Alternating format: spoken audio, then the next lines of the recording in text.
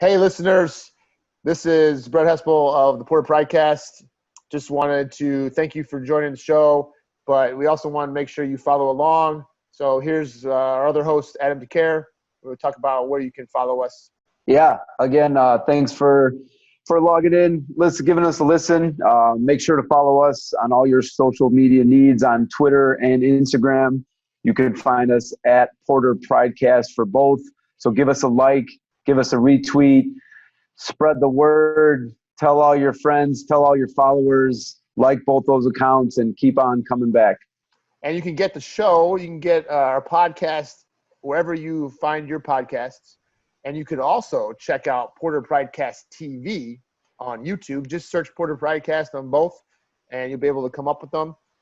So make sure you subscribe to both of those channels so you can get all the episodes when they come out. Don't forget to leave us those reviews, preferably 5 stars, and keep spreading the word. Go Porters. Go Porters.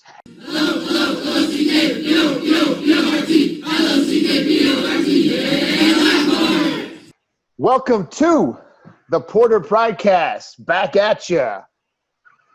I'm one of your hosts, Brett Hespel, boys basketball coach, social studies teacher at Lockport High School, joined by one of our other hosts, Adam DeCare, football coach and social studies teacher, also at Lockport High School. And you are back on the Porter Pridecast, where you get analysis on all things Lockport Porters that you do not get anywhere else. Right, DeCare? That's right. I mean, we told you we'd be back, that we wrapped up our top 10 highlight series. We said we had something in the works, and as always, we follow through here on the Porter Pridecast. So we've got something exciting planned that we're ready to kick off here with this new series, and I'm really excited to get going, highlighting some history here. You know, with both of us being social studies teachers, it'll be good to talk to some legends and highlight some. That's what I do. Clever. So yeah, we are unveiling our decade series. So it is 2020, and we just finished up the 2010 decade, and we are going to run through some of the sports at Lockport High School now that we're in the summer here, to kind of give you a look back at some of the legends and the great moments of the past decade in all of our sports.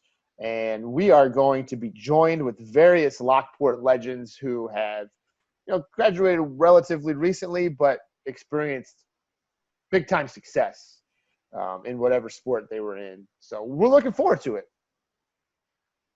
Yeah, it's a great opportunity to, include some alumni and just some just supporters of either former players or former player families, or just fans of various sports, who maybe don't follow or keep in up to date with what's happening with Lockport now. So that was obviously the point of the original series, was to highlight all the positives from a shortened school year and everything that happened with the school year that just finished up. But now we want to really incorporate a lot of that history and tradition, since that's what makes Lockport such a special place. So this will be an awesome opportunity. People want more. Yeah, I mean, they got a small taste of the Pridecast. They just want more now. Got to give the people what they want. The viewers have spoken. So we're just gonna roll with this over the summer here. Nothing else is going on.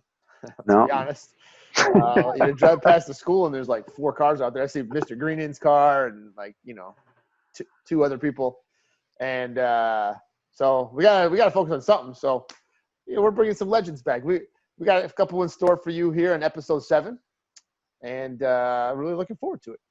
So so basically our format is we're going to kind of talk about we're going to name an athlete of the decade for each respective sport that we will cover, and then we're going to focus on a team of the decade. So maybe that's awards. Yes. And maybe even if time bearing, we might even be able to talk about a moment of the decade. So you never. Sometimes things get a little carried away here on the Pridecast. So it's like the Academy Awards, but better. It's basically how I would describe it. Probably the same amount of viewers, I would say. Yeah. Well, I mean, maybe not exactly. I mean, hey, you don't want to give away our future award show that we have planned. I mean, That is true. There's a lot in store. I mean, these people don't even understand. We just got stuff coming at them. It's gonna be great. Yeah. So anyway, let's just get started here. So the Let's first do it. of our decade series, we're gonna focus on the football team, and we're gonna run through some of the highlights of the decade. So I guess should we do like should we unveil it? See, there's really no script for this. Yeah. Because it's a groundbreaking show. The Pridecast. First of its kind. Yes. First of its kind.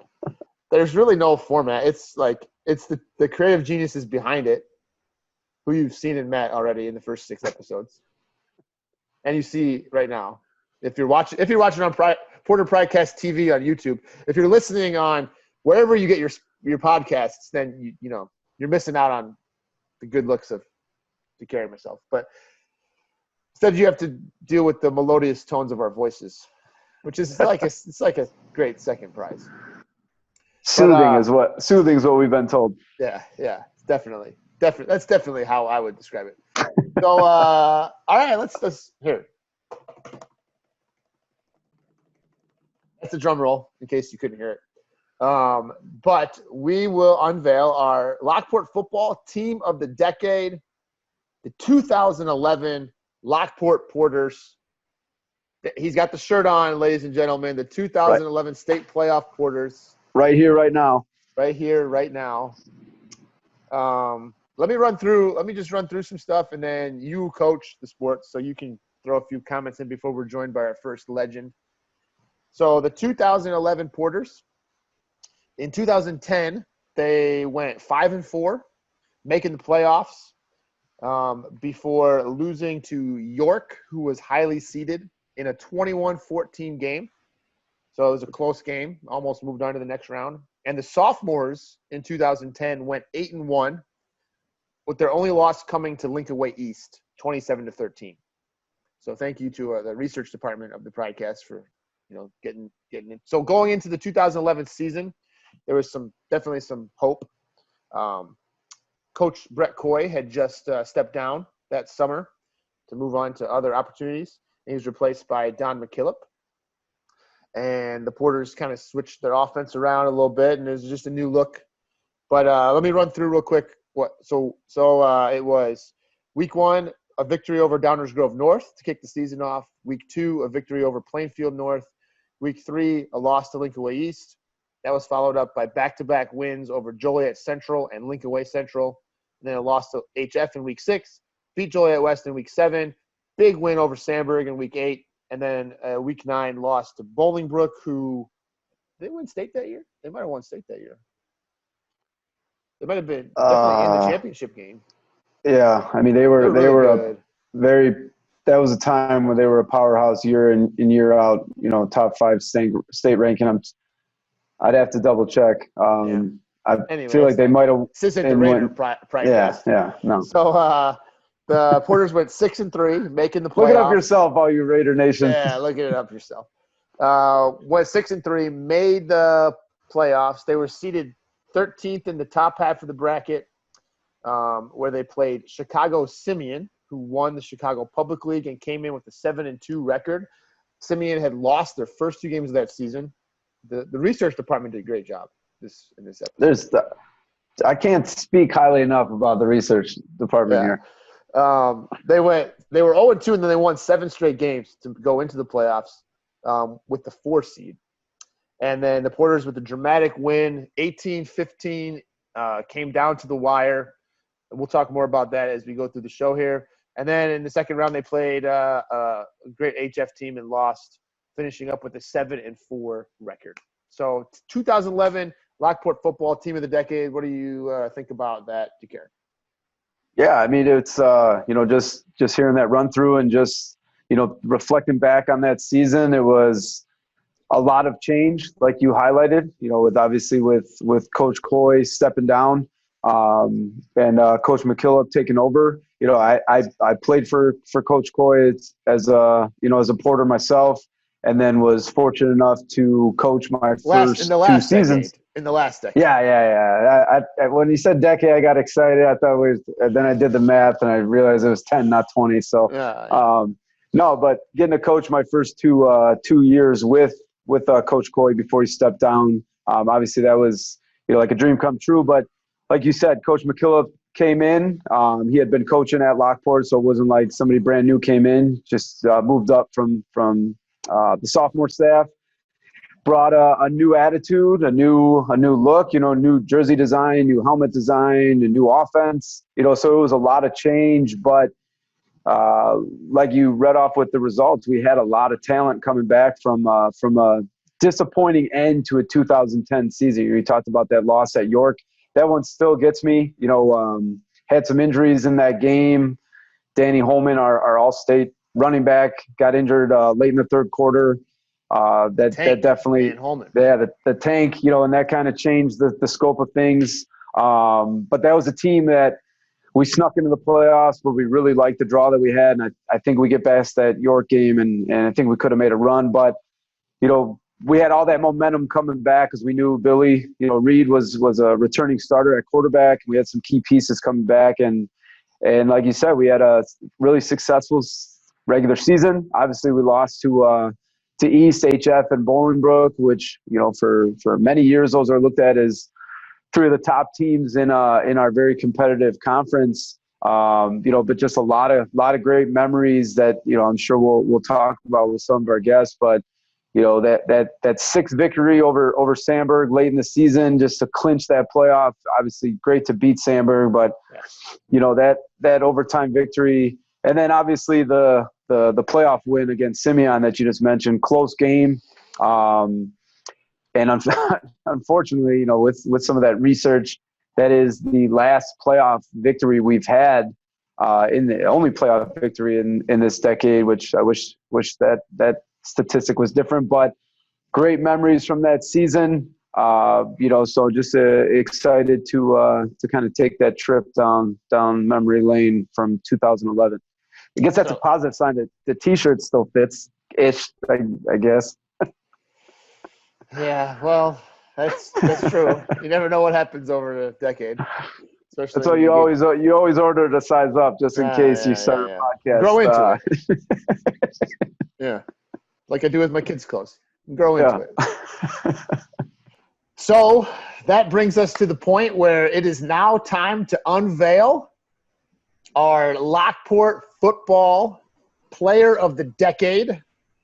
Coming in live on the show right now.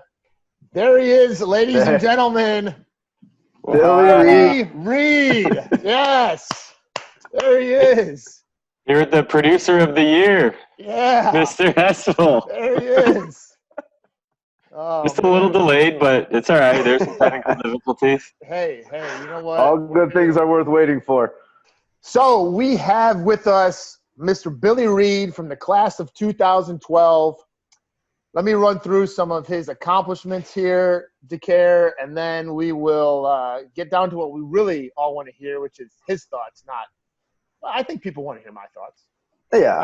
Just grab your popcorn because this list might take a while with all the it's going to be a while. Here we go. All right, here we go. It's still understated.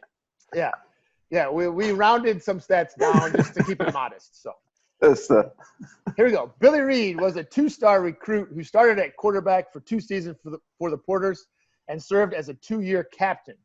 He threw for over 1,400 yards and 17 touchdowns in his career while rushing for over 750 yards and another 14 rushing touchdowns. He was also a 4-year basketball player, 3 years on the varsity, helping the Porters to 2 regional championships, played 3 seasons of baseball, and was all-conference, setting a school record with 36 stolen bases. His senior year, he ran track, where he was the IHSA sectional champion in the 110-meter hurdles before finishing all-state in that same race in 6th place. In a rare feat, he was one of 2 all-staters for the Porters in that event in that season. His personal record time of 14.42 seconds is still the 4th fastest time in school history. I must say that his hurdle coach was phenomenal. I knew you were going to throw that in there. Gotta throw it in there. I don't know if anyone knows who that guy is, but he went on to a stellar football career at Southern Illinois University, where he played wide receiver, catching 118 balls for over 1,500 yards and 9 touchdowns.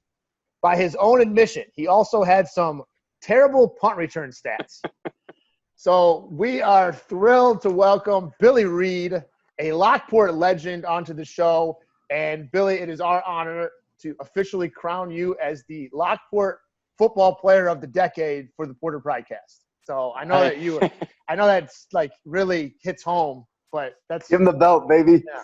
I mean, out of all the stats that you just read off, I think that's probably the most important one. I got to hang that up on my wall. You got to add that to the bio. Yes, clearly. I do got to ask, since you threw in the hurdling, Coach, what happened to the hurdle streak? Is it still going on, or no? the The hurdle streak ended after 8 or 9 years in a row. So he's talking, folks, about we had this ridiculous streak of like 8 or 9 years in a row where a Porter qualified for the state meet in the hurdles. Billy was obviously part of that, and that ended in 2016, I think. 2015 maybe. Yeah. I think 2015. That was due to the hurdle coach. Yeah, the guy was a bum. Actually, I blame the indoor hurdle coach, Mr. Razzo. If anything goes wrong, it's always his fault. He's not listening. He doesn't even know how to work his computer. Hey, he's a recurring guest, everyone. He did come on the show. But Billy, we got it back on track last year. We had 2 qualifiers. One of them was a sophomore, so damn. Hopefully nice. we would have gotten back on. Yeah. This year as well, but we didn't have a season. So. Mm-hmm. I have to go change my shirt. I thought this was a football episode. I wore the wrong T-shirt. Oh, yeah. Well, gotta get my track shirt on. Well, I mean, we cover everything here, and so that's true. All Access podcast. Hespel took over as head coach after I left, so the only thing he coached me at was track, and he coached and he was all-staters every year in one season. So it clearly had nothing to do with the coaching at all. He was just good. So anyway, so you've been good, Billy. You've been things are going well. Yeah. It's a weird time, but it's weird for Lockport and SIU and all the sports. Today, I just saw the Big Ten canceled conference games. My college, SIU, was supposed to open with Wisconsin at Wisconsin, so I mean that's going to be a big hit. It's pretty sad because I know a lot of those guys look forward to those Big Ten games.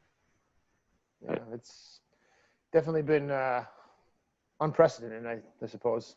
Yeah, so. but it's good to be here. Yes, let's positive focus on the vibes only. positives. It's positive. Let's I know, focus on I the kind of brought down the positives. mood. Yeah. Get some somber music going here. Rookie guest, all right, DeCare, you want to? The athlete of the decade. He's not the guest of the decade so far. Yeah. So. Well, that's true. We got 10 years to go before we figure out who our guest of the decade is. So, might be. I'm not a recurring guest yet. This is my first time. That's true.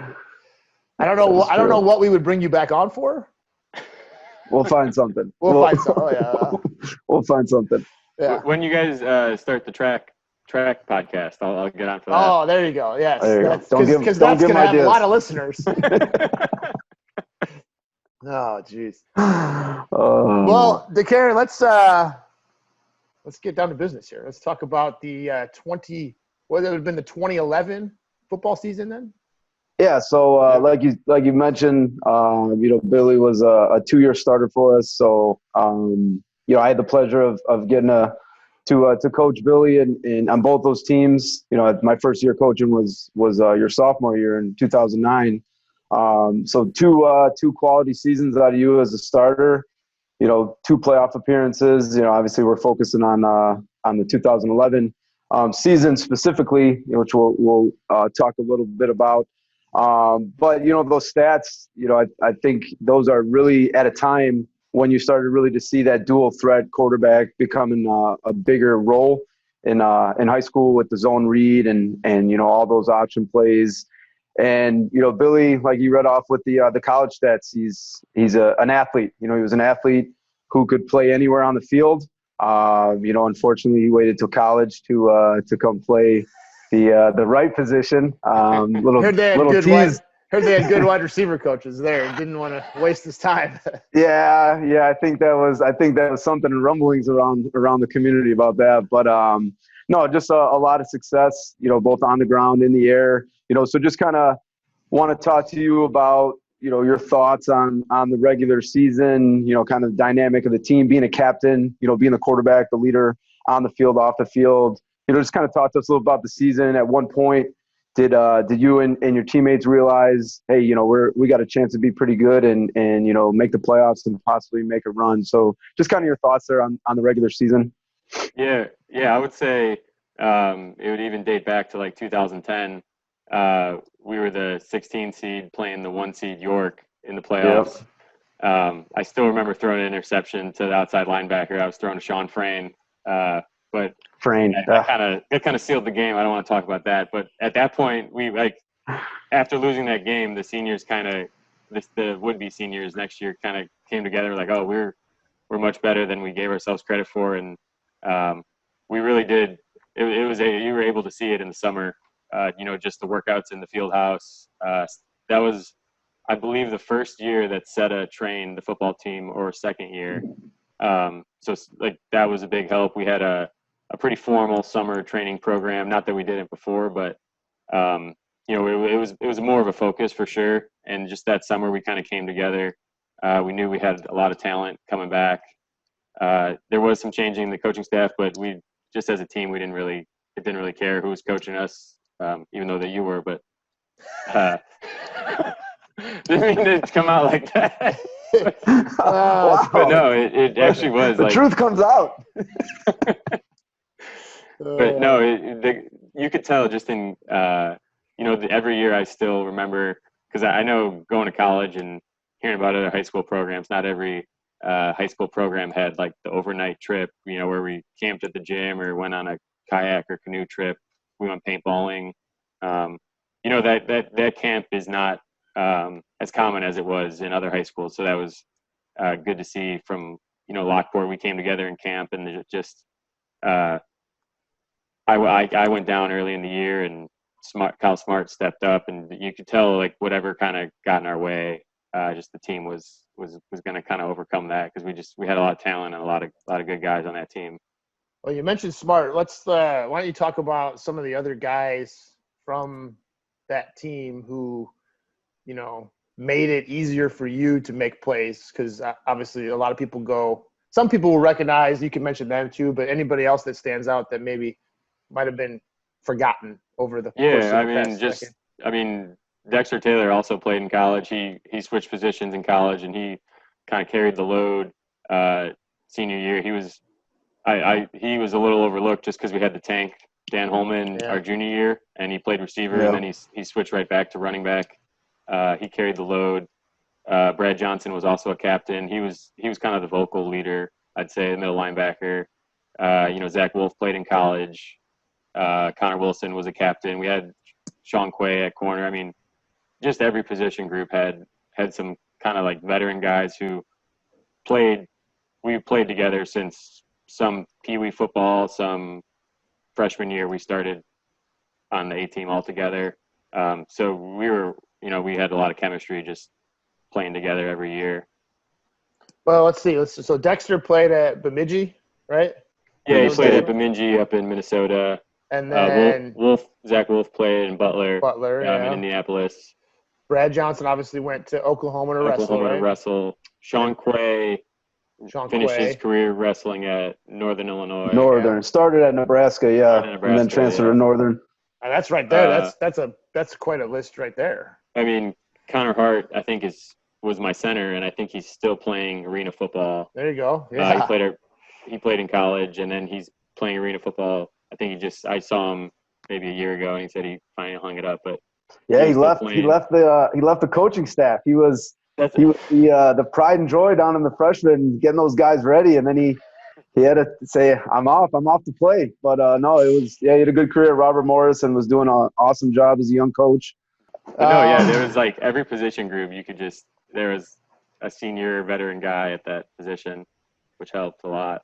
Yeah, no doubt. And Tommy Hook played receiver. He ended up playing baseball at Northern Illinois. So Hook is gonna be joining this episode in a little bit. He actually texted me. He was our leading receiver with 13 catches. Yes, yes. I said in a game, right? Please tell me a game. Not in one game in a season. Different style there. I'm running through I'm looking at the schedule right here. So week 1 beat Downers Grove North. Week 2 beat Plainfield North. Week 3 lost to Lincoln Way East. Then beat Joliet Central, blew out Lincoln Way Central. Week 6 lost to HF. Week 7 beat Joliet West. Week 8 with the big win over Sandburg. And then week 9 was a loss to Bolingbrook before the playoffs. Do you remember anything about any of those games in particular that – I mean, I always like when we beat Sandburg. So. Oh, that is probably – that Sandburg and Simeon were probably the 2 biggest wins because we knew if we had 5 wins going into the Sandburg game. And not that we couldn't beat Bolingbrook, but they were like they were probably like the number 1 team in the state at the time, or top 10. So the Sandburg game meant a lot more, and we went into overtime with them. And I believe Jeff Patterson caught a corner touchdown to go into, or Mike Halderman. Jeff Patterson caught a 4th down and 10 conversion. Mike Halderman next play catches a touchdown. We go to overtime, and then Dex scores the winning touchdown in overtime. I remember. Yeah. But yeah, no, that sealed the playoffs because we got 6 wins. And then my knee swelled up after that game. It was because I twisted it pretty bad, and then I ended up sitting out the Bolingbrook game, I remember. But definitely it always helps when you beat Sandburg, for sure. No doubt. Yeah, I mean that game still, just hearing you replay those last few plays. I mean, I forgot who had the picture. I think it was DeGraw's dad had an awesome picture at one of our banquets of that celebration in the end zone right after Dex scores that touchdown. I think literally it's Tommy's jumping in Wolf's arm, and just the whole team is just, I got chills right now. I still remember coming in the huddle. It was like 4th and 10, and we were down a touchdown. I mean, 4 plays later, we ended up winning. You would have never thought being down 4th and 10, catching like a 15-yard pass over the middle, touchdown, overtime. I think we stop them or something, and then Dex scores and game's over, like that quick. I mean, I think I remember that game correctly because probably last year I just randomly, got into a huddle wormhole and started watching some old film and through that game, man. And I'm pretty sure Dex took the opening kickoff to the house. Uh-huh. So you talk about just a roller coaster of a game. Obviously that game's a huge game no matter what. But being at home, that was the gold jersey night. They surprised you guys with. And senior night, like all those things, but just, the emotion of that game and just what it meant to get us into the playoffs. And I have to say that those gold jerseys are not lost anymore to care. They are now given out to the rebounder of the week in the basketball program. Just for a photo op. It's like the award now. The rebounder of the week, I like it. We got some in the cave. Maybe we could sell those to get some money for the Pridecast here. Oh, yes. Get some. I hear you guys need some podcast equipment. Yeah, we need a lot of stuff.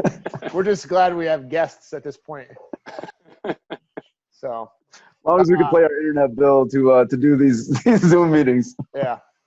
Well, let's talk about the Simeon game. So 6-3 into the playoffs. You draw Simeon, who was I wrote 4 seed. Yeah, they were high. They were 7-2 coming in. And then the final score was 18-15. Do I have that right? Yeah. 18-15. Yeah. So talk to us about that game. You had 17 carries for 62 yards and a touchdown. Oh, I didn't know we kept stats. Well. Oh yeah. That was an IHSA game, so it was probably. Oh, so it's yeah. But no, I we do our research here. Yeah, our research assistant actually. I'm surprised at the stats department here on the Porter Pridecast. Top notch. You're pulling out stats I've never even heard of. See. You never know what you're gonna get when you come out. Right. That's right. But no, I vividly remember that game too. It was freezing out, and Simeon was the top public school in the state that year. They actually, if you lose in the first 2 rounds, you get entered into the Chicago Public League playoff because it's after the IHSA. And they ended up winning that year because we knocked them out early. But I remember like watching some film on them before, kind of studying up on them, and we knew that we had a shot. I still remember like carrying. I don't know what Russell was doing up in the booth, but he was calling my number like every play. I remember carrying the ball a lot. I also remember like another like fourth down handoff to Richie Guess, I think. Yes. Yep, that was the clincher. That was the clincher. I remember we were down. It was like a 2-minute drive. And the final play was a handoff to Richie Guess for a touchdown. And I remember hitting Zach Wolf over the middle or Sam Stramalia. But no, that was a really cold but close game, I remember. Well, I remember the weather. So here's my thing. Kara, I don't know if you even knew this. So I come to the game. It was at Gately Stadium in Chicago. Mm-hmm. Yeah. I come to the game with Coach Razzo and Coach Thompson. We drove up there together. And so we get there, we park, we pay, buy our tickets, we come in, we sit down. It's freezing cold. And all of a sudden, somebody on the sidelines is like pointing at the three of us and like motioning us because we're kind of sitting off by ourselves. And so we go walking down there, and they're like, there's no chains crew. Simeon, the home team was supposed to provide it. They didn't have a chains crew. So, like, you guys are on the chains. And we're like, what? They're like, yeah, you guys, you've all done it before. I mean, I still do it. And they're like, you're on the chains. So we, like, walk out there. We're just on the chains. Of course, we're the home team's supposed to do it. It's them. So we're on Lockport sideline. Got all my Lockport gear on, which is probably some sort of violation.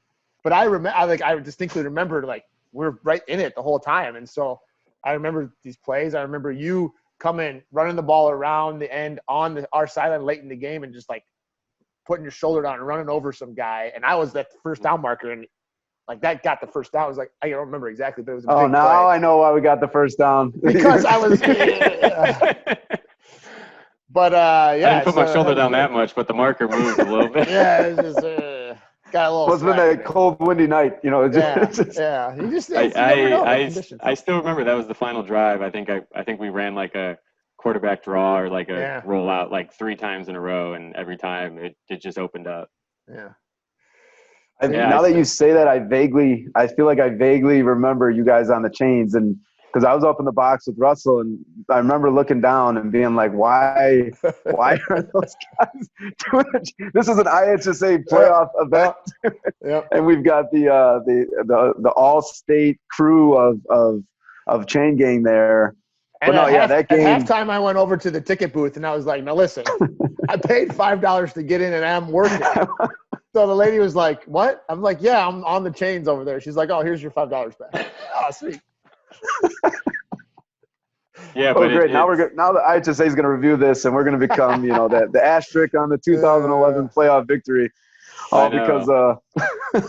No, I mean, I remember that game. I believe we were down at halftime. I think we were getting shut out like 12-0. Yeah, I don't even. And I mean, I just remember me and Russell are up in the box, and Eddie pass play. They were just covering everything, and it was there. And I just remember you taking over that second half, even though, we started calling more, quarterback runs, but just taking those passes that everything's covered downfield and just using your strength and your legs and your vision. You single-handedly took over that second half and obviously the final results, but yeah, I remember that counter to Guess, coming off the left side, scoring, and then the 2-point conversion to Dex. And, then that really that last drive when they were right there, ready to score, 4th down. Yeah. And I mean, I remember like wanting to put my head down. I was so nervous. And then I think it was Connor Wilson knocked down the pass over the middle, and that was, that was. I want to say it was Connor Wilson and Steve Martinez. Actually, I think Steve Martinez, one of the two. I think Martinez got credit in the paper. You said the score was 18-15, right? 15, yeah. It's a funny story. I played football in college with a guy that went to Simeon. He was their receiver, and he was actually their kicker. And he says he remembers me playing quarterback too. But then also they were going to trot him out there to kick a field goal, but in warmups he didn't hit a single field goal. So it was I remember that because they were on the goal line and they could have kicked a field goal, but he was a toe basher and just missed every single thing in warmups. So the coach was like, all right, we're going to go for it on 4th down. John hasn't hit a field goal all day. Thank you, John. If you're out there listening, thank you. Shout out John Gardner. Because why wouldn't he be listening? Yeah, exactly. Yeah, it's great. That was a huge win. And like you said, coming off the previous season. The previous year, you mentioned that York game. It was the final score was 21-14. So it was. I looked that up as well. Our research assistant looked that up as well. But yeah. So it was you guys had a great senior class of athletes in multiple sports, really. So it was good. Any other thoughts? And I just remember playing like multiple sports with a lot of those guys that played football. Yeah. I mean, Dex started on the basketball team. Mm-hmm. Kyle Ward even played football for a year. Yeah, there you go. When Tommy played baseball, a lot of those guys played baseball too. Mm-hmm. Brad, Sean Quay were wrestlers. Just a lot of guys played multiple sports too. So that was that was pretty good. But it's kind of sad to hear that was the last playoff victory at Lockport. Yeah, that's one stat. I heard from one stat I wish was not accurate. I heard from a little birdie though, if there's football this year, that Lockport's going to make it the playoffs. Good squad this year. They got That's what I'm hearing. Good squad. Sophomores were undefeated, and they have a nice group of juniors coming back as seniors. So hopefully get a chance to play. Hopefully there's football, and there's contact. It's a whole different story. Let's talk about college then. So you went to SIU to play football. You obviously switched over to wide receiver. Maybe just talk about why SIU and what that switch was like, and then what your experience playing at a pretty high level of college football was like. Yeah, I know the plan was kind of to switch me over to receiver my senior year. Correct me if I'm wrong, DeCare, but that is true. Yeah, so that would have been nice to get some reps in before, but I think it all worked out. I just was kind of an athlete, and I loved to play football, and I really wanted to be on the offensive side of the ball. There was a few schools recruiting me as a safety. I was never recruited as a quarterback. It was either kind of receiver or safety. And some of the MAC schools kind of backed off once I hurt my knee senior year. So really it was kind of some schools in the Missouri Valley that were looking at me, and SIU seemed like the right fit. They were actually going to kind of work at me at receiver, really like take the time to let me redshirt and kind of work on the fundamentals. So it worked out. They were true to their word, and I redshirted. I kind of spent the year just trying to learn receiver and catch balls for the first time, and ended up being a receiver and punt returner. Who would have thought, coming from quarterback? I remember a couple of us got to go up, and when you were playing at ISU, going to get to watch you play there. But I don't want to talk about it all. But you looked good out there. Kind of that. What was that transition like? Going from quarterback, you're kind of in charge of everything. You've got to know what every single person is doing on the field. You're responsible for calls, checks, and I have to know every single run play and every single pass play. And then all of a sudden now you switch to receiver, and was that difficult to kind of give up some of the reins there? What was that transition like?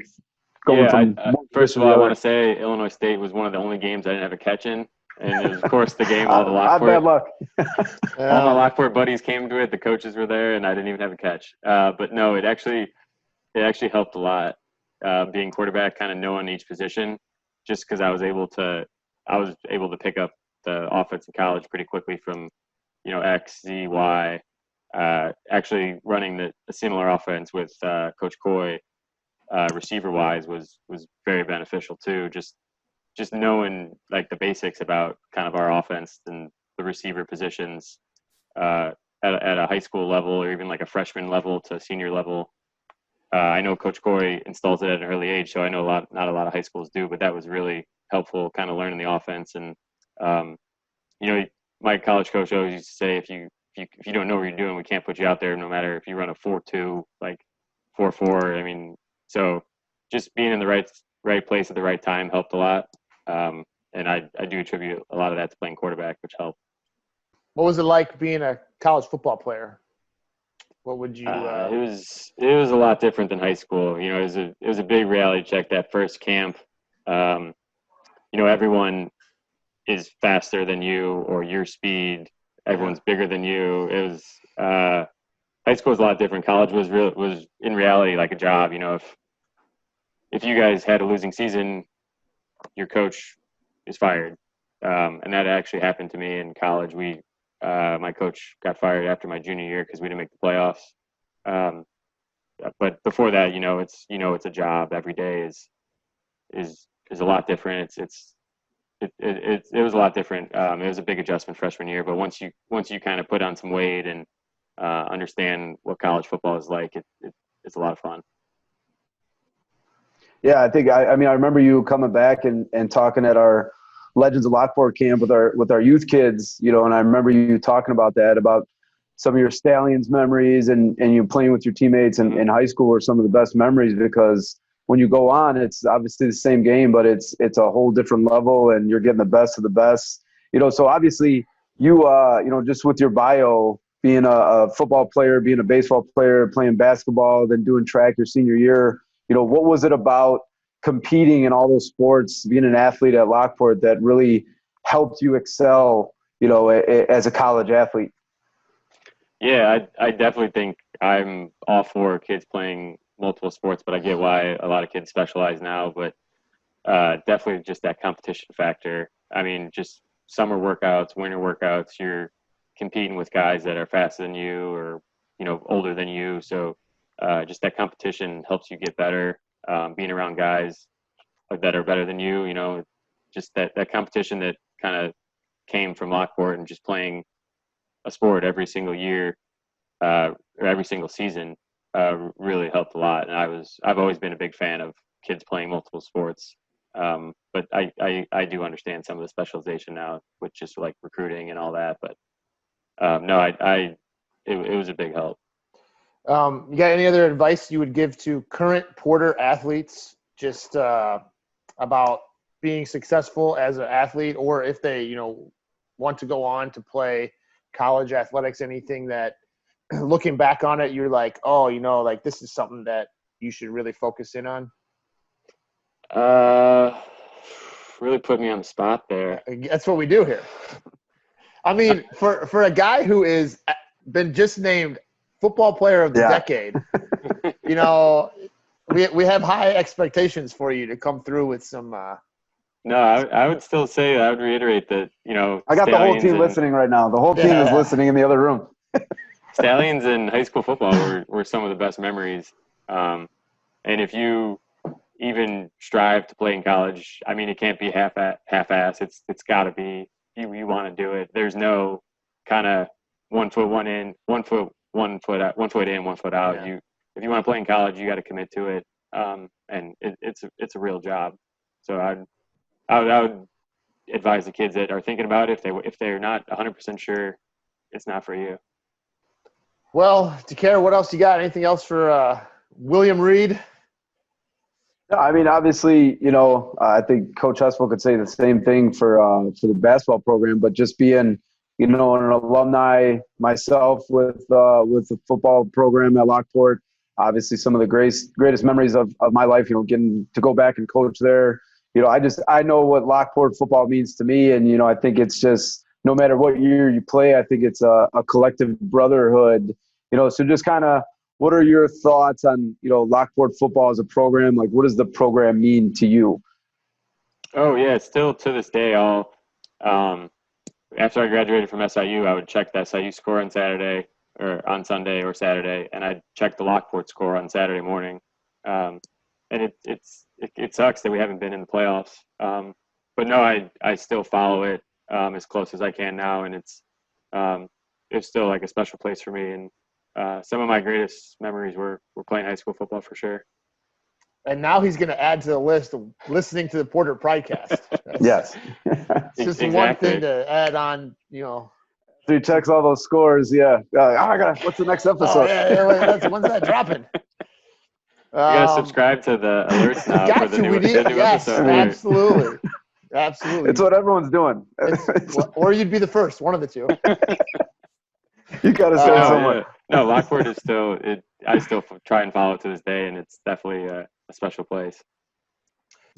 anything else for Billy here?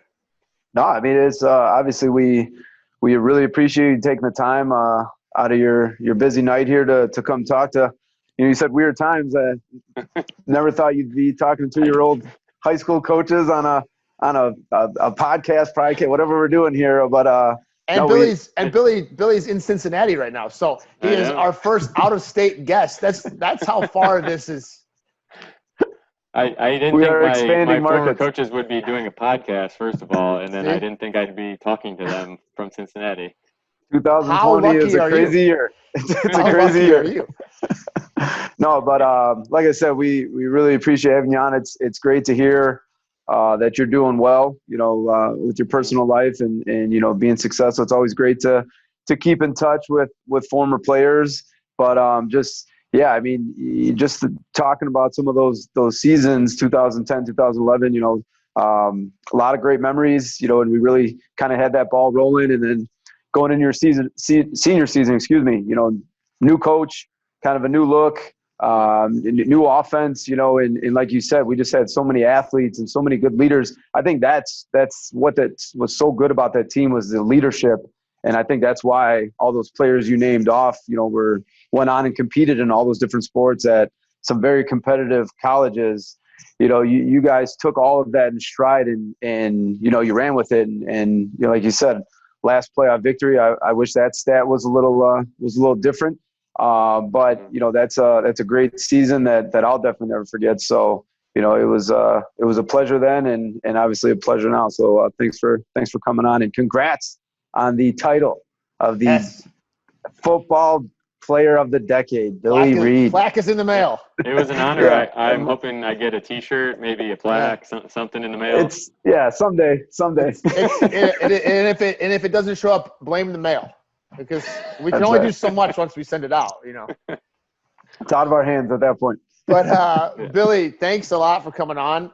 Like DeCare said, it's been great to relive some memories. Good to see you. Good to talk to you.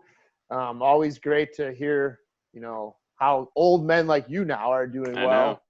I still got some chills thinking about Simeon and the Sandburg game, so it was good to talk about those again. I haven't talked about those in a while. Well, best of luck to you, sir, and keep following along, and don't be a stranger. And I'm sure everybody who remembers all the excellence when you were in high school will appreciate getting to hear from you. So yeah, it was an honor to be on. I'll definitely keep listening. I'm an award-winning listener. There you go. All right, Billy. Thanks a lot, man. We'll talk to you, buddy. Take care, buddy. So that was Billy Reed, who Coach DeCare and I are glad to officially name as the Lockport Football Player of the Decade for the decade from 2010 to now 2020.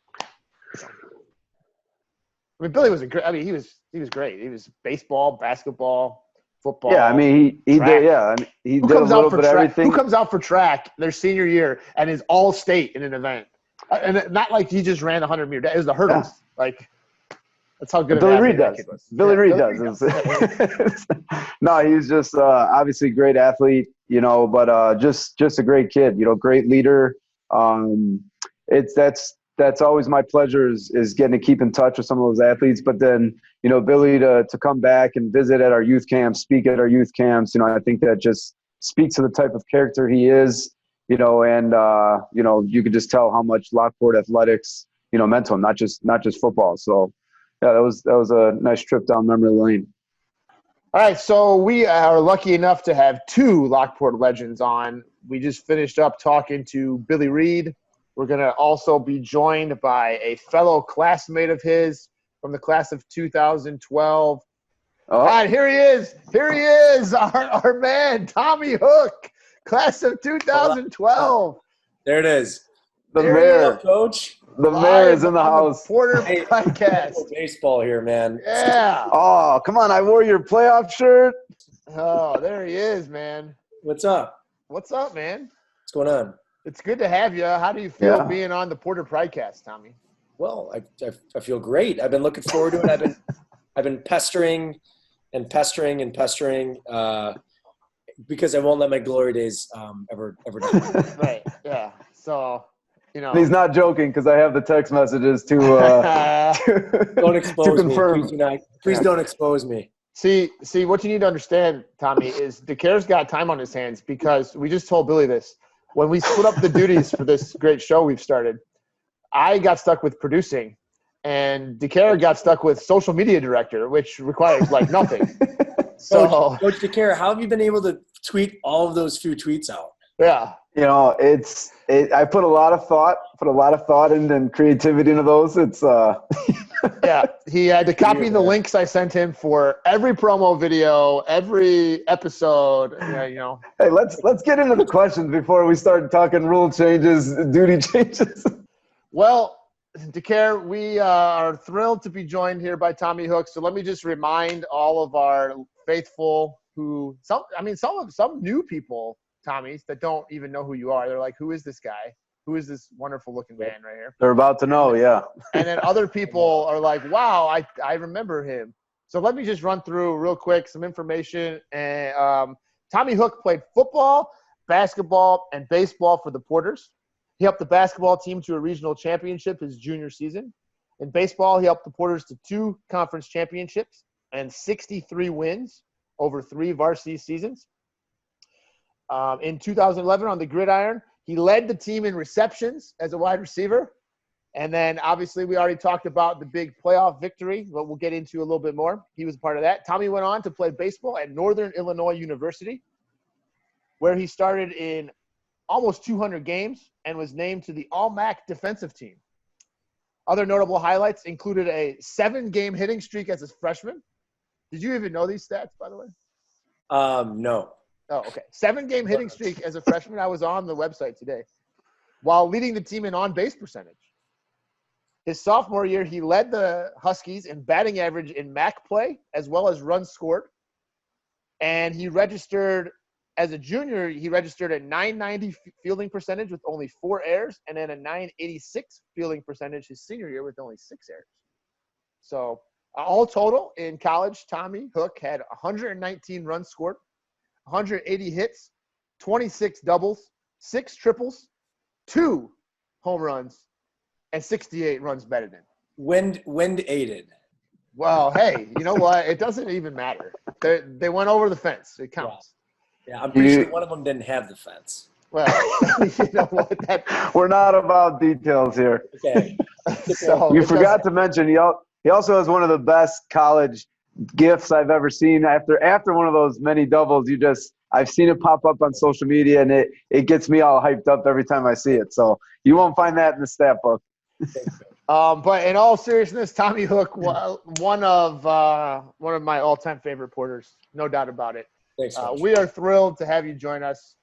I know that you've seen the Pridecast, and when the producer of the show talked to the social media director about who we should invite on, and you got the invitation, I know you had to have been ecstatic. I was excited, and in fact, I may have forced Coach DeCare's hand a little bit by texting him throughout all hours of the night. It was a no-brainer. It was a no-brainer. Yes. So, but thank you guys for thinking of me. It's an honor. Of course. So we're here to talk because we're talking about the decade series here, about the decade of Lockport football, and our team of the decade is the 2011 Porters, who went to the playoffs and won in the first round against Simeon. We've covered all that. We just talked to the young man we named as the player of the decade in the football program, which was Billy Reed. Yep. And so we want to get some more thoughts from you about the season. So, DeCare, where do you want to start here with Mr. Hook? All right, so yeah, we just wanted to talk to you a little bit about senior season 2011. Obviously, you got a new coach coming in, you got a new look, new offense. Being a wide receiver, you guys had a lot of key pieces coming back. So just kind of seeing what your thoughts were going into the season with all those changes. Oh, you got a new wide receiver coach, so you finally got rid of that. Most importantly, who didn't play you. Yeah, that didn't play you much as a junior. So just what was kind of the mentality of the team going into all these changes into the offseason? Yeah, I remember that because that summer, that was a crazy summer. So we not only was it a new coaching staff, it was like a completely new offense. We went from running like a basically 3 or 4 wide receiver sets basically at all times, to a 1 wide receiver set where we ran the ball like a ton and probably threw the ball 4 or 5 times a game, maybe a few more or whatever. So it was actually, it was kind of cool to take a step back and then, realize that everyone was going to have to, take on new roles and new responsibilities. My role wasn't to catch touchdown passes anymore. It was anymore. Yeah, anymore. I caught one, I think, my junior year. It was a huge one against Joliet Central. And, it was more turn the course of the season, change the entire season around. Yeah, it changed the entire It helped us slide in as the 8 seed, going 5-4. So that's right. Yeah, that's right. But our receivers almost became like an extension of the running game. Like we were almost like an extra lineman outside who was trying to crack block on a safety or a linebacker or something like that. So, when Coach McKillop came on, he did a nice job that summer of getting us out. I remember, we stayed the night, a few nights. We did like a couple overnights for football. We went paintballing. We went, like the kayaking thing on the Fox River. And Coach Groan actually was flipped into the water and lost his sunglasses and ruined his phone. And, so we did some fun stuff, and we ended up having a really, really, really nice team. So that's funny because when we were talking to Billy, he mentioned some of the same events in the summer. But did you have a sense going from your junior year into your senior year when you mentioned as a junior you guys made the playoffs? Yeah. You lost a tough game to York in the first round. Probably should have won that game, honestly. We probably should have won that football game too. Yeah. And then you were joined by a sophomore group coming in as juniors who went 8-1 on the sophomore season that year. Yep. Yeah. Did you guys have a sense moving into the season, like we got a chance to be pretty good this year, or was there confidence? Yeah, a ton of confidence, because even if like the sophomore, my little age, like my age group with like Billy, Dexter, Wolf, Sean Quay, Brad Johnson, like, you talk about, Connor Wilson, like these guys, we had guys up and down, like our class that were just straight up athletes, whether they were, going to college to play football or not. A lot of these guys were going to college to play other sports too. So we had that kind of aspect in my age group. And then the year below us, we had like the Brandon Bays, Richie Guesses, like these kind of like little just grinders, man, that were football players. And football players, like, like the wrestling football player type guys. And we kind of needed that. So they kind of played a role in like the toughness we had. And then, the Zach Wolves and those type of athletes kind of, carried us the rest of the way. So it was kind of we knew right away, especially when we were doing 2 and 3 a days, that they were actually ballers, man, that they were good football players. Yeah, it seemed like those, like you kind of said, it seemed like those two classes kind of complemented each other nicely. You had all the leaders that you kind of mentioned, whether it was through football or other sports, but then you had that junior class coming in with some pretty tough-minded kids that were just kind of football players through and through. And I think, that kind of filled the two gaps between the classes, which allowed us to succeed. So, talking with Billy, he kind of talked about, the season, obviously successful season, finished 6-3, make the playoffs. Like we said, it's a great time. We won that playoff game. That's the only playoff game we've won. But what were just some of those moments from that season that really stuck out to you, or maybe one of your favorite memories from that season? Sure. Well, first off, too, like you guys know this. You guys, I mean, Takara, you especially know this because you won a state championship at Lockport. Like, so you understand 2 of them. I'm sorry. Don't sell them short. 2 of them. And 2 of them. So what was cool is like, you know how it is. Like, at least when I went away to college, like when I was playing baseball, anyone who played football that was from Illinois, like, I mean, we would talk back and forth, like, about like, dude, I went to Lockport. Like, I played football there. Like, and it carried a lot of weight because at least for us, like, I mean, when we moved to Lockport as a family in like 2001. So when we got there, all of a sudden, like, you know, we moved here because of the high school, because it was such a good high school to go to, such a good school to go to. And then then we have this run in 02, 03, 04, and 05, basically, of like football, baseball success. And even you could even toss basketball in there in 2008, right, yeah. Coach? Yeah, 2008. And so it was like we were on a mission to get back to kind of where we were at. Like, as you know, we grew up going to these games with literally 10,000 people, and you grow up, Coach Coy's like a superstar, like Christensen, superstar Adam DeCare. It's obvious. And high on the list. We just wanted to get there, and like we wanted to find a way to finally get back there, and like that, it was weighing on us a lot, because you have the two signs in the whatever end zone that is, right? And it's like 03 and 04 state champions, and it's like, man, like we haven't freaking won a playoff game since then, like that. So we had to get back, and we did. And looking in hindsight, it's always 2022. I mean, we lost to 3 teams that year. 2 of them were state champions. The other was a semifinal team that could have won state, and we lost to them twice. That was HF, So good football, and we beat a good Simeon team. And I'll never forget the best part of the season for me was I always tell this story, living the glory days. Like I always get hung up on the glory days, because it was so much fun that like I have to bring it up. So I was on like all special teams, and I was like the gunner on the kickoff team, and it was right after halftime. We're playing against Simeon at Gately in Chicago, and it just always, Steve Fankin was our kicker, and be like, all right, deep middle, whatever. So I don't know if I like wasn't paying attention in the huddle or whatever it was, probably.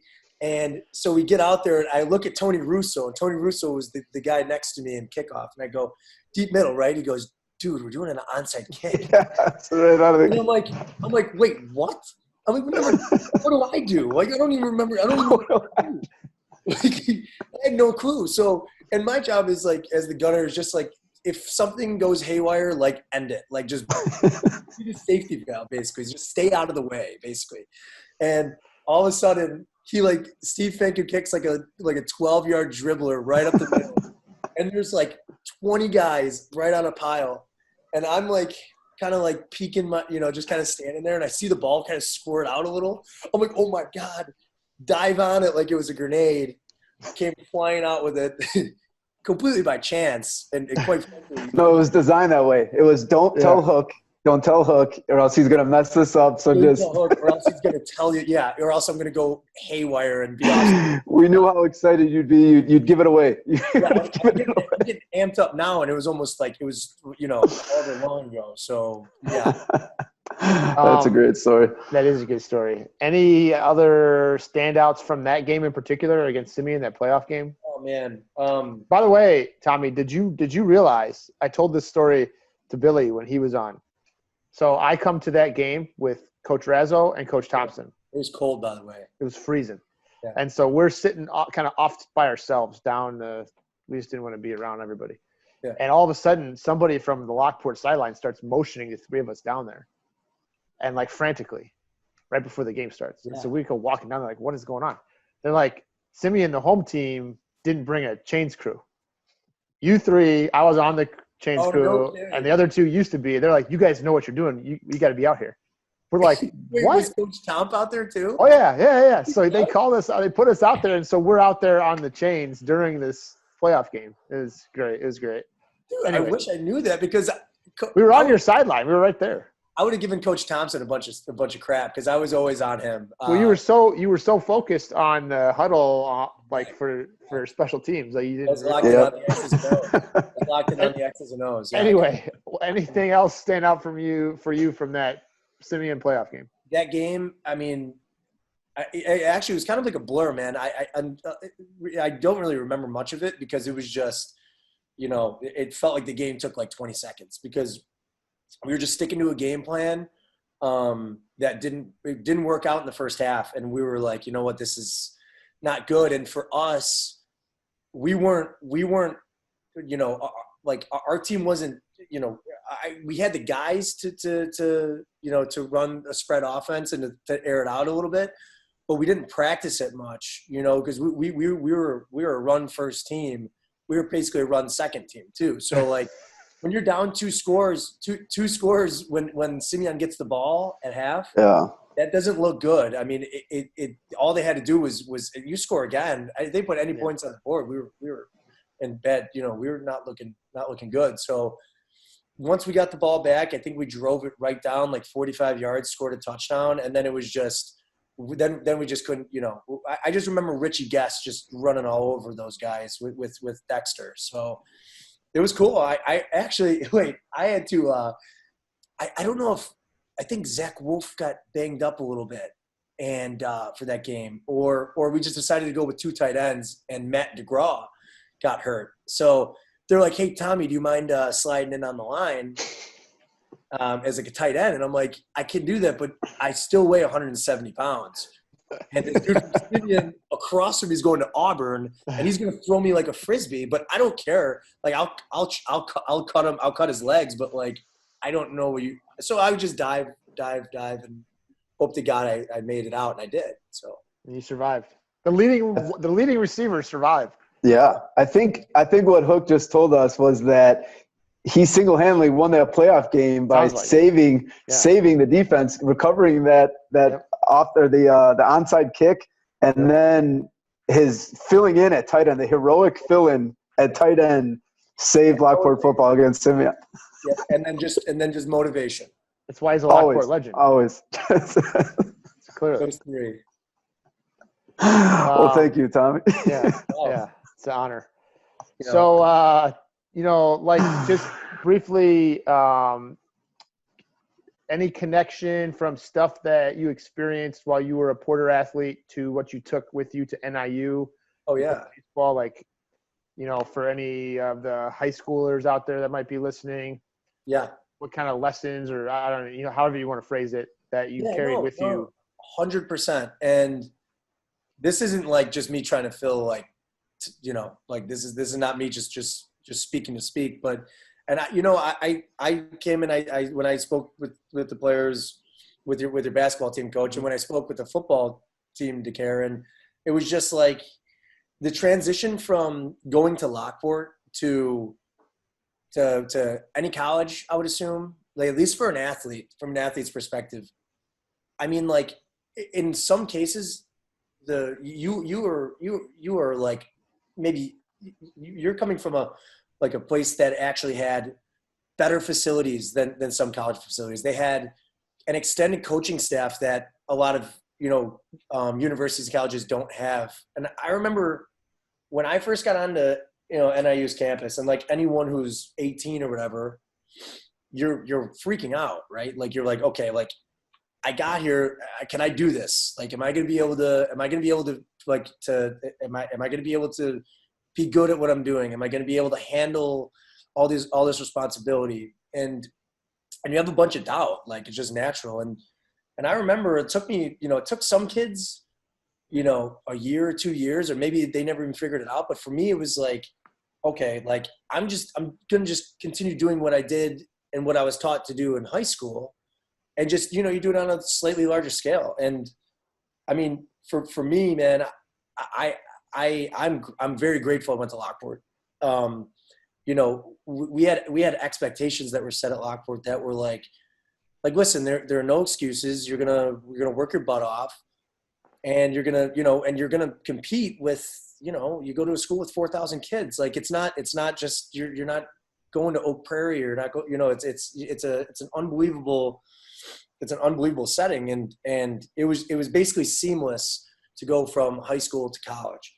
And I actually think college coaches know that too. And that's why they're always in our area. And it might not even be just Lockport. It's the whole, you know, our Southwest Suburban Conference, you know, 4,000 kids at school.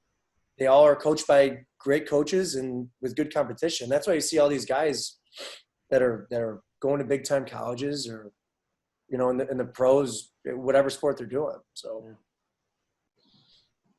What else you got to care?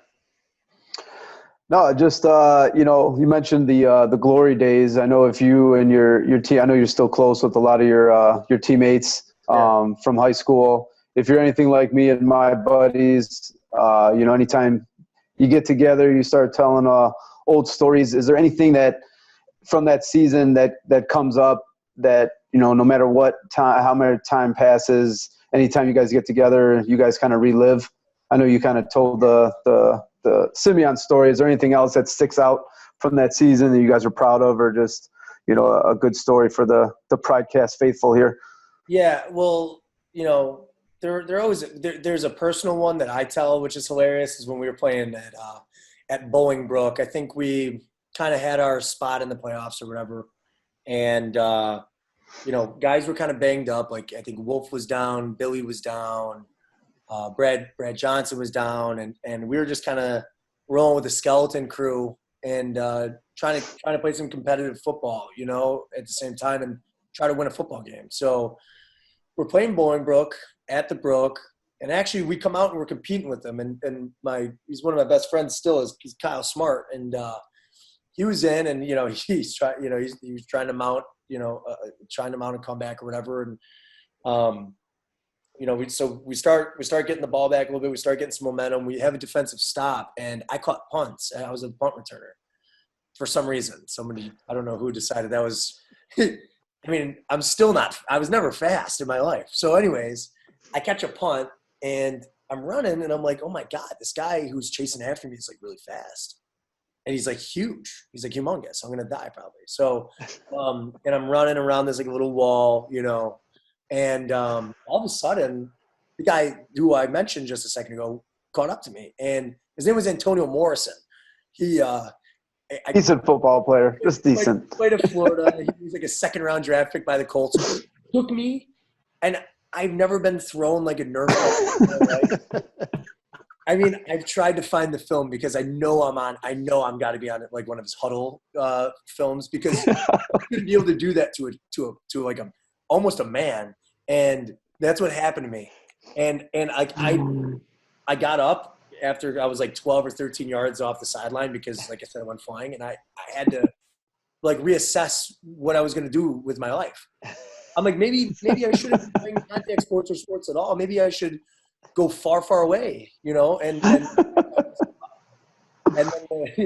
you know, and then the last thing is, you know, we always talk about is just, the accumulation of talent that we had on that team.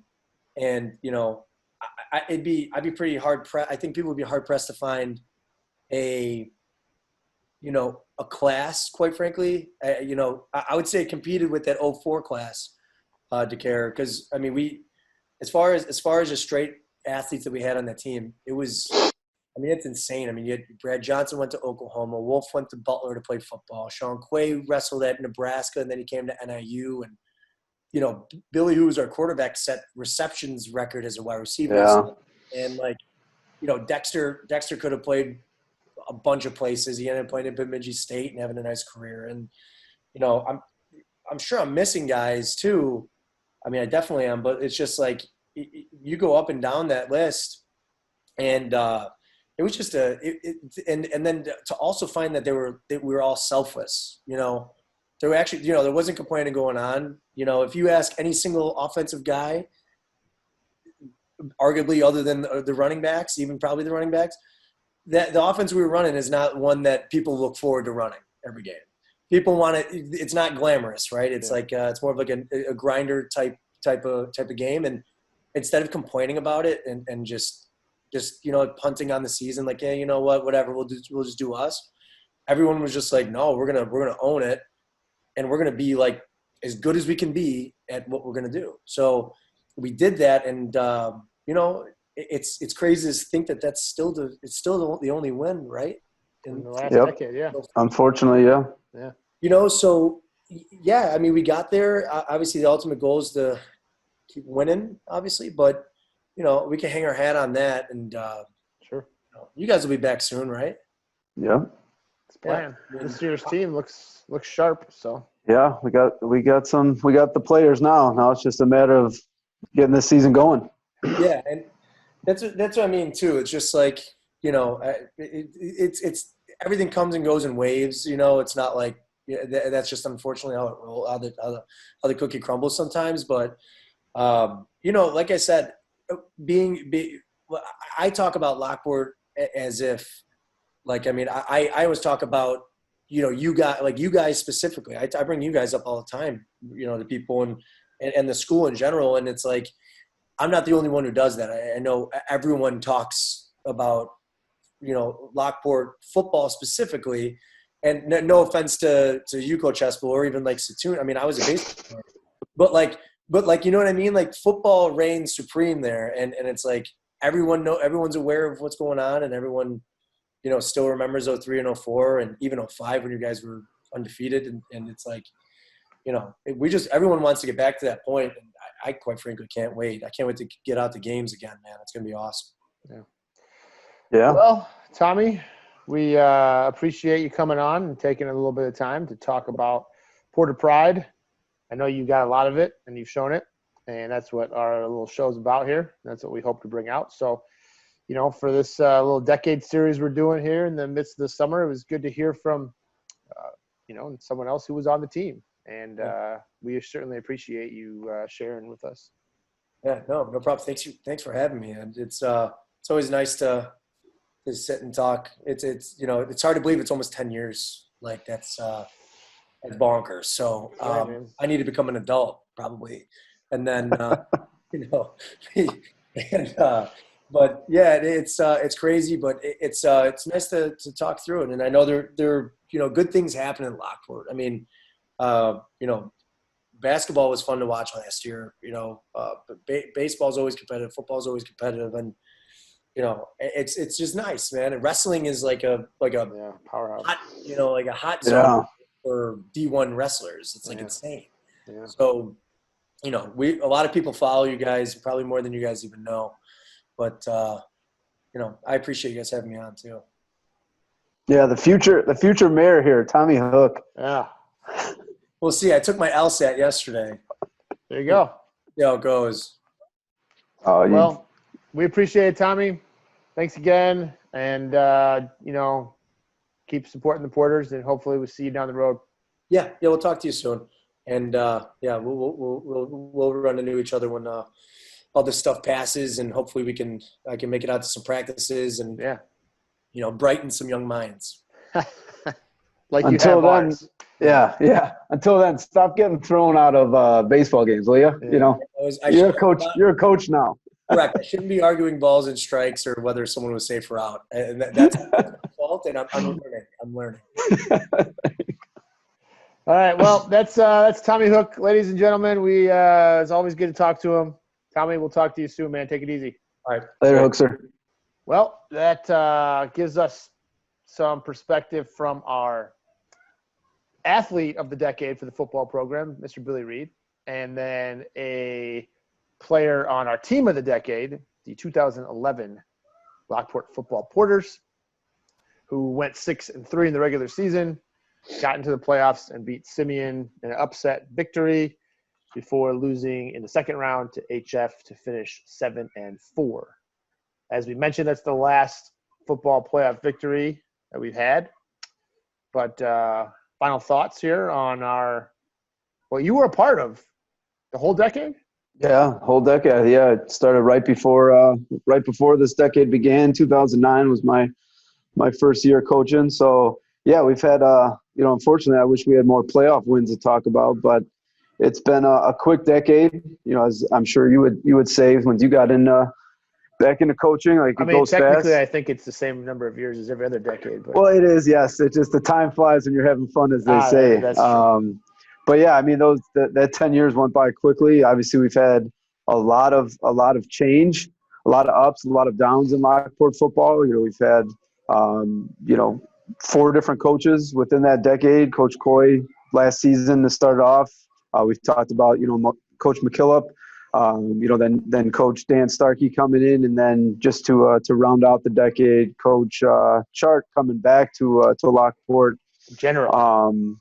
The general. back in town, you know, so it's a lot of ups, a lot of downs, a lot of positives, you know, but like Tommy said, I think himself and everyone else associated with Lockport football and just Lockport in general, the community that backs all our athletic teams, they're ready for the good things that Lockport football has been doing. You know, got a lot of positive things coming out of last season, you know, and we got a lot of excitement coming into to this season. So we want to get back to those days that Tommy discussed, and you know, I'm confident that we'll get there. So looking forward to this next decade. Start the new decade off right. That's right. what we're looking for.